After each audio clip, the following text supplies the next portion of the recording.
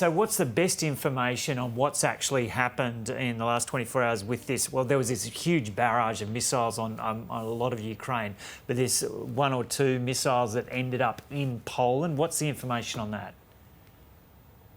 Yeah, Joe, maybe I should start with that, the barrage of missiles, because there were close to 100 missiles launched into Ukraine over a 24-hour period, according to the Ukrainian government, right across the country.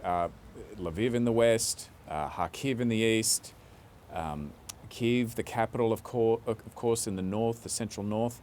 So it was right across the country.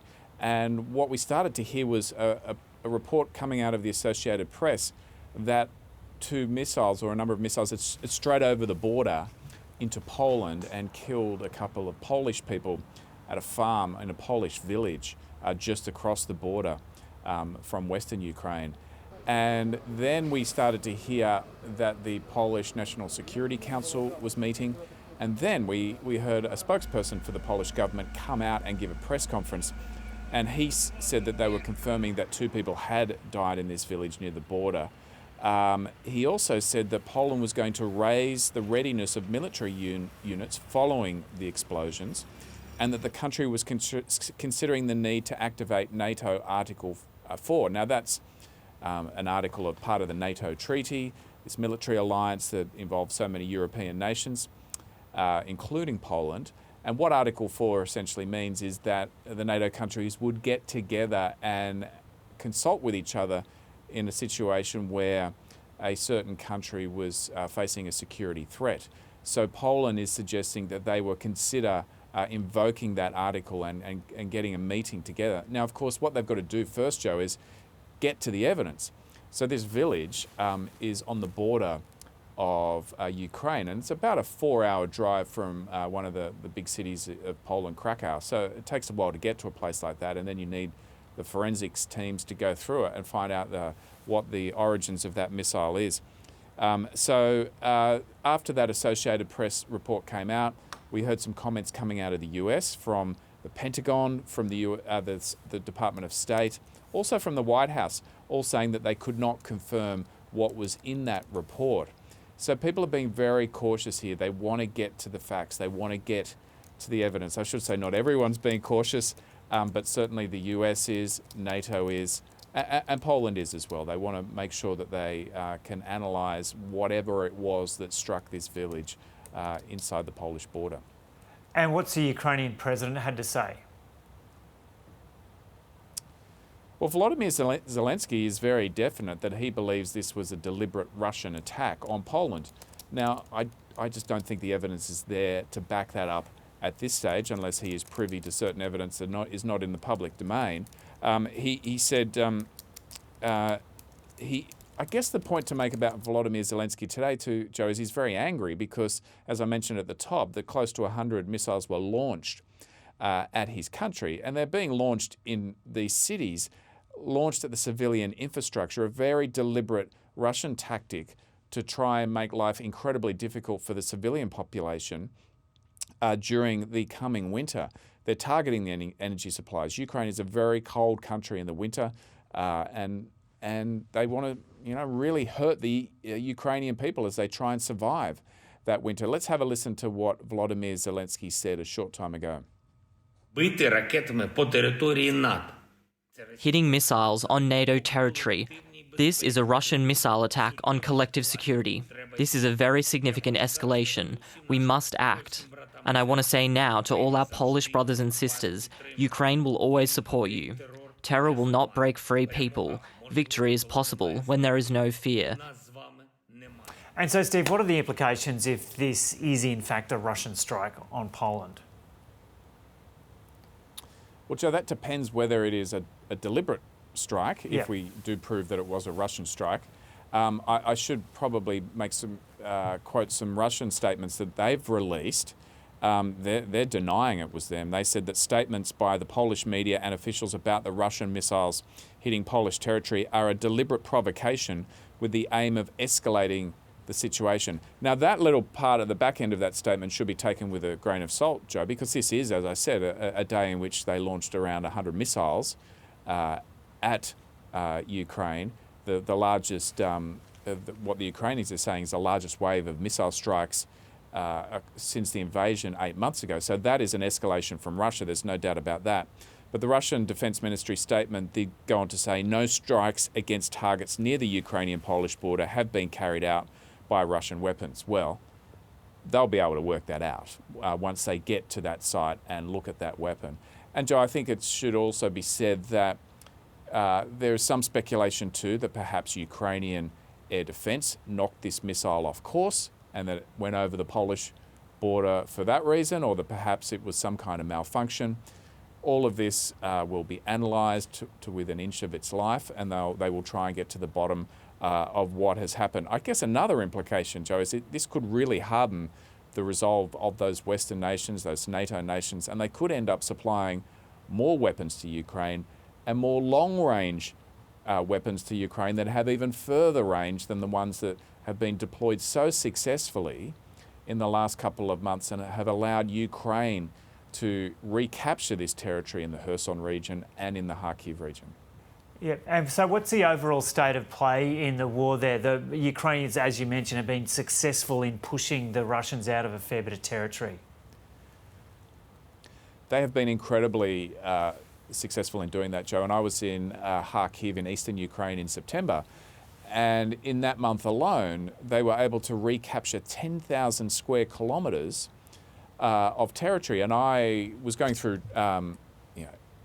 trenches that the Russians had captured and held for a very long period of time. And you could see the success of the Ukrainian counteroffensive there in how quickly the Russians left. I was going through these trenches and I could see, their toothpaste, their meals, their cooking pots and pans, their ammunition. They were leaving so much kit. It really underlined how quickly they ran from the Ukrainian counteroffensive.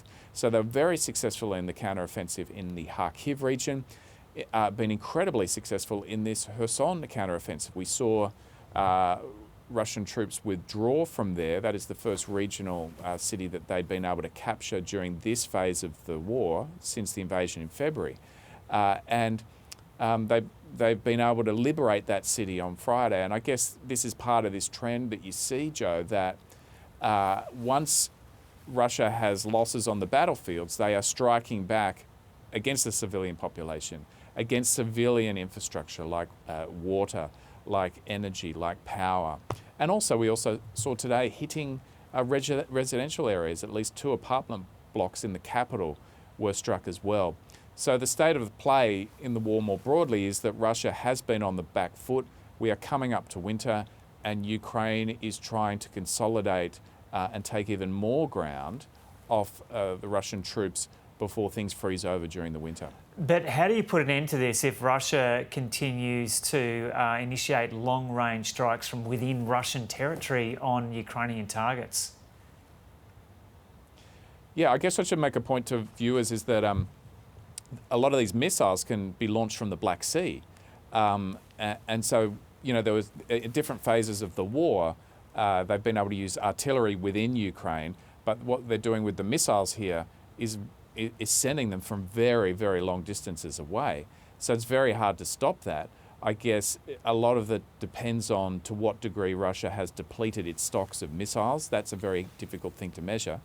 But it is hard to stop that, and that is what Russia has been doing. Successes in the battle on the battlefield have led to these long-range missiles being deployed by Russia. And I guess the big question is how many do they have left, and will they continue to use them on these cities and to target civilian infrastructure as we head into the winter? Okay, Steve Kinane there in London.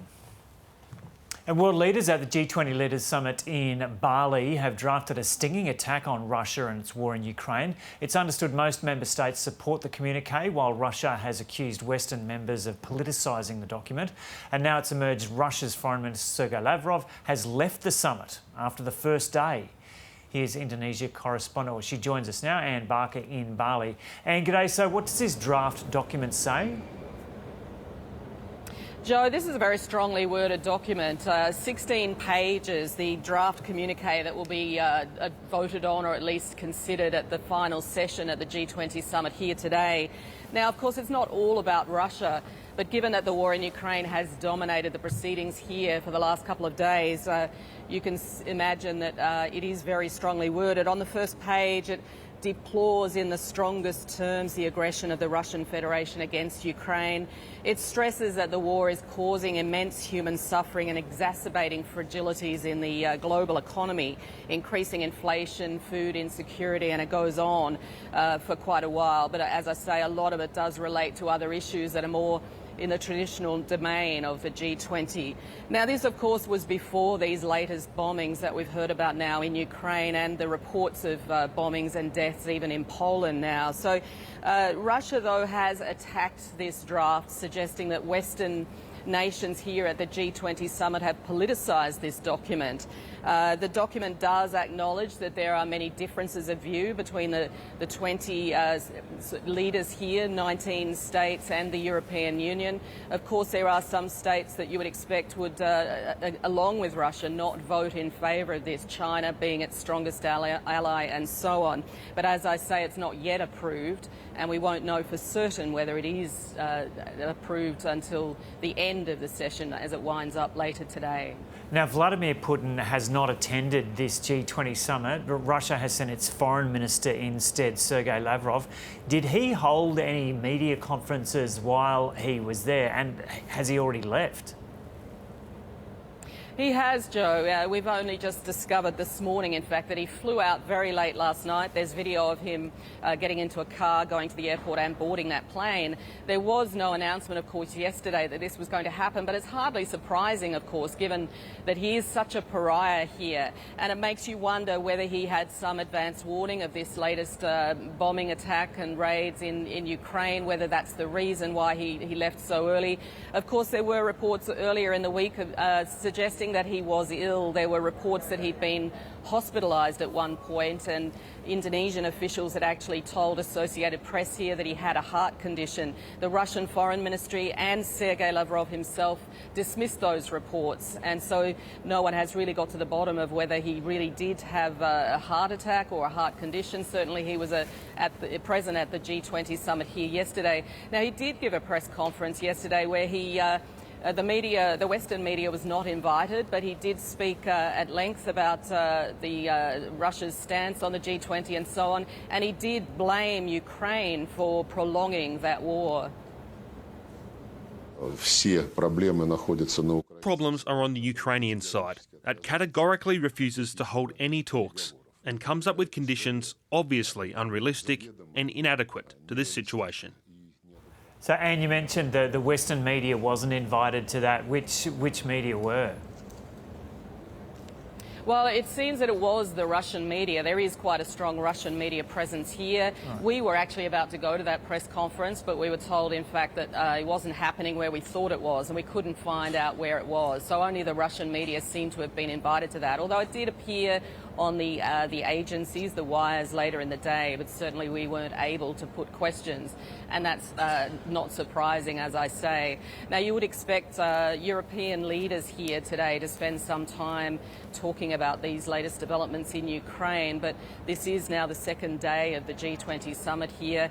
Whether that communique is approved, we'll know later in the day. As I say, you'd expect China, as Russia's strongest ally, won't support this document, this 16-page document. There are other nations that have made it clear that they want to remain neutral towards the war in Ukraine and any document that's produced out of this summit.